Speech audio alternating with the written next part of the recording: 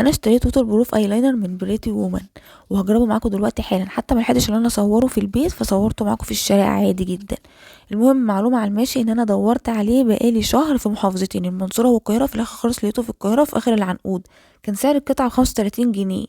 تمام. اشتريت اللون الموف واشتريت اللون البني، قلت نفتح الموف الاول.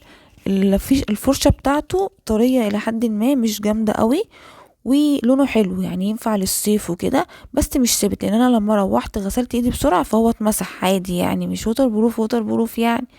والعلبه بتاعته عجبتني قوي عشان بتبقى فيها لمعه كده، بس احنا ملناش دعوه بالعلبه، احنا دعوه باللي جوه العلبه وهو الايلاينر.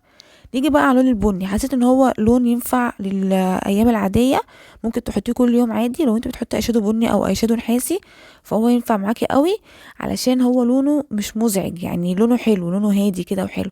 بس بيني وبينك انا محبش غير الايلاينر الاسود او الكحل الاسود يعني، بس ده تغيير. فما علينا يعني، عايزه اقول لكم ان انا عانيت جدا ان انا اقفل الكرتونه دي، مع اني كنت قافلاها في الموف حلوه قوي، بس مش عارفه ليه عقلي وقف في ان انا مش عارفه اقفلها، نسيت انا بقفلها ازاي. ممكن كنت ارمي العلبه، بس لا انا عانيت معاها يعني، مش عارفه انا ليه مش عارفه عملت كده في نفسي ليه. ما علينا ما علينا.